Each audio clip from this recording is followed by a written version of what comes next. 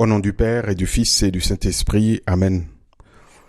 Mon Seigneur et mon Dieu, je crois de tout mon cœur que tu es ici, que tu me vois, que tu m'entends. Je t'adore à genoux devant toi. Je te demande le pardon de mes péchés et ton aide pour faire de mon mieux ce moment de prière. Marie, ma Mère du ciel, Saint Joseph et mon ange gardien, intercédez pour moi. Donne-moi, Jésus, un cœur nouveau. Un jour, un prêtre, aumônier d'une école primaire, s'apprêtait à se mettre au confessionnal pour confesser les petits de l'école. En s'asseyant dans ce local, il écoutait le bruit des enfants, parce que quand les enfants entrent dans la chapelle, c'est fréquent ça, qu'ils bourdonnent, ils bavardent. Le prêtre recueilli, peu avant d'appeler le premier pénitent, le premier petit pénitent entré, il écoutait ces bourdonnements et pensait en son fort intérieur ainsi. Chacun de ces petits-enfants est fils de Dieu, et donc chacun d'eux est appelé à la sainteté, à la plénitude de la vie dans le Christ. Et il me revient à moi, en tant que le pasteur de ce petit troupeau, il me revient de les aider, un à déployer tout leur potentiel. Et il se rendait compte que ce moment de la confession était un moment important pour aider ces petits aussi à prendre conscience que Dieu les appelle à la sainteté et qu'ils ont du potentiel, que chacun d'eux a un grand potentiel pour le devenir. C'est avec ces considérations qu'il appela le premier élève à entrer au confessionnal, puis le second, ainsi de suite. Toujours en se demandant, suis-je en train d'aider ce petit de Jésus à déployer tout le potentiel d'amour de Dieu afin qu'il parvienne à cette sainteté à laquelle Dieu son Père l'appelle. Il se fit alors qu'un des élèves avait traîné un peu, en prenant un peu de temps, ça arrive. Et alors, ce petit qui avait traîné, en quittant le confessionnal, un de ses amis lui demande « Voyons donc, pourquoi tu traînais comme ça ?» Alors l'autre de lui répondre « Non, t'en fais pas, parce que l'abbé avait une histoire à me raconter. » Sans doute, ce bon prêtre, lui parlait pour l'encourager, pour le stimuler, pour lui montrer la voie à suivre pour monter plus haut, pour ne pas se contenter de rester là où il en était ou d'être un petit médiocre, pour monter plus haut et aspirer à davantage, déployer tout son potentiel. En fait, dans l'évangile du jour, précisément, il s'agit de déployer son potentiel. Jésus se trouve en face d'un homme qui, à l'époque, on les appelait comme pécheurs publics. On les considérait comme des gens perdus. Les gens qui s'occupaient du travail de collecter les impôts et de collaborer avec les Romains. Mais Jésus voit le potentiel dans cet apôtre Matthieu Lévi et l'appelle. Et il ne se gêne pas de se laisser inviter par lui et ses amis pour manger avec eux et continue à les pousser vers le haut. En ce temps-là, Jésus sortit et remarqua un publicain, c'est-à-dire un collecteur d'impôts. Il lui dit « Suis-moi ». Abandonnant tout, l'homme se leva et il le suivait. Lévi donna pour Jésus une grande réception dans sa maison. Il y avait là une foule nombreuse de publicains et d'autres gens attablés avec eux.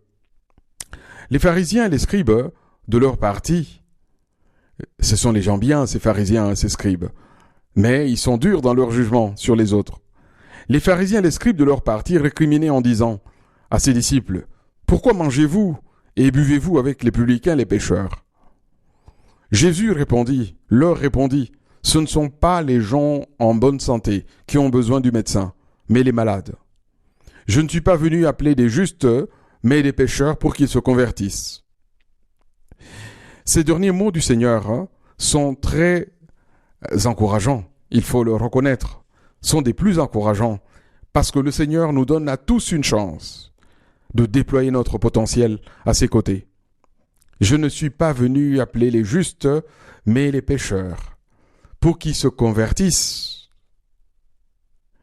C'est-à-dire que Là où ces bons pharisiens et scribes ne voyaient que pêcheurs et tout au plus du bon bois pour un beau feu de l'enfer, eh bien Jésus notre Seigneur, lui, voit dans ces personnes une bonté cachée, une beauté aussi intérieure cachée, et il voit la possibilité de déployer tout cela pour en faire des saints potentiels.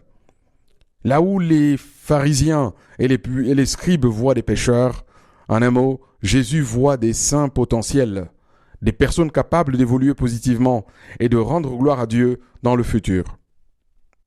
Ô Jésus, donne-moi ce regard résolument optimiste sur les autres.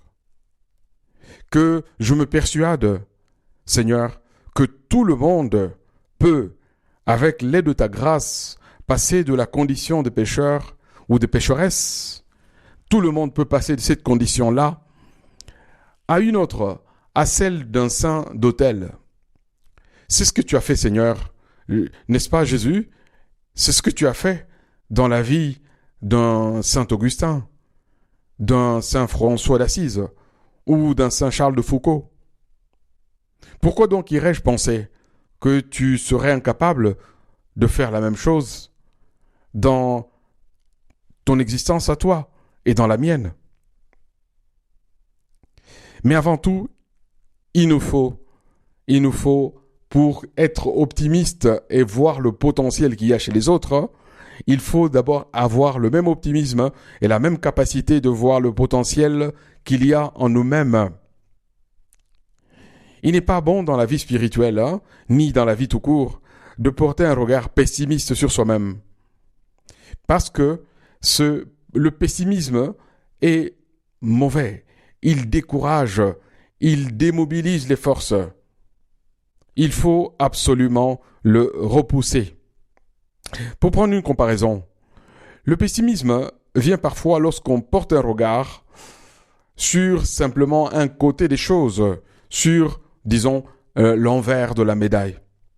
C'est-à-dire, à ce moment-là, nous ne regardons que nos capacités humaines, alors qu'il n'y a pas que nous dans l'affaire de notre sainteté, dans le déploiement de notre potentiel spirituel.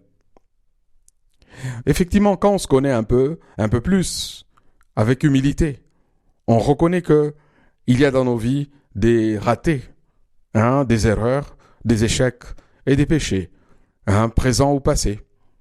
Et on peut se sentir du dedans la griffe du pessimisme accrocher notre âme.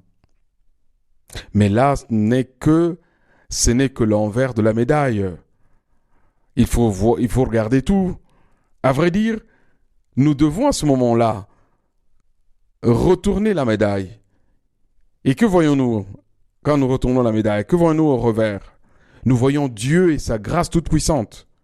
Oui, c'est à celle-ci surtout qu'il faut s'arrêter et s'accrocher. Dieu est toujours là au cœur de nos vies. Et la grâce qu'il nous donne sans cesse est notre espérance. Oui, nous devons être optimistes absolument dans notre potentiel parce que le Seigneur et nous-mêmes, nous ne devons pas regarder simplement ce que nous n'arrivons pas à bien faire. Nous devons regarder surtout vers Dieu. Parce que c'est lui qui nous sanctifie, c'est sa grâce qui nous transforme du dedans. Et c'est là notre espérance. Oui, nous pouvons et nous devons garder un regard optimiste parce que Dieu est là. Dieu nous accompagne toujours et fait route avec nous. Lui ne perd pas de bataille. Et il désire ardemment voir tout notre potentiel déployé. Au fond, il désire notre victoire. Ô Jésus, au-delà des apparences sur les autres ou sur moi-même, donne-moi de demeurer optimiste et positif en considérant toujours qu'il y a ta grâce, cette grâce qui est au fond de moi-même, que j'ai reçue au baptême et qui se déploie dans l'Eucharistie et dans les autres sacrements. Apprends-moi toujours à considérer ce potentiel qu'il y a en moi et chez les autres et à considérer qu'on peut bâtir de là une vie de sainteté. Seigneur, je dois considérer souvent que je peux me convertir, que je peux aller toujours plus haut, que je ne dois pas me contenter de ce que je fais à présent, que Dieu m'appelle toujours à davantage. Le temps du carême, donc, le temps que nous traversons, c'est un temps, voyez, de conversion, on dit, mais donc un temps d'optimisme, parce que dans ce temps, nous pouvons compter davantage sur la grâce du Seigneur. Peut-être à travers une bonne confession à laquelle nous faisions allusion en commençant ces moments de prière.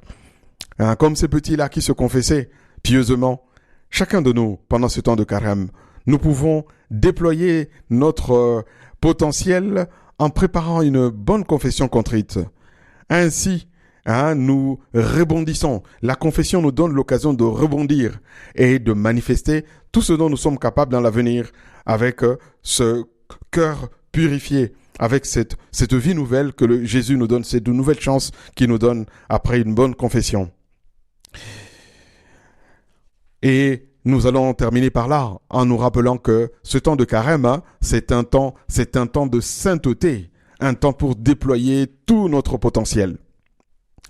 Je te remercie, mon Dieu, des beaux désirs, des actes d'amour et des inspirations que tu m'as communiqués durant ce moment de prière. Je te demande de m'aider à le faire fructifier. Marie, ma Mère du ciel, Saint Joseph et mon ange gardien, accompagnez-moi toujours en chemin.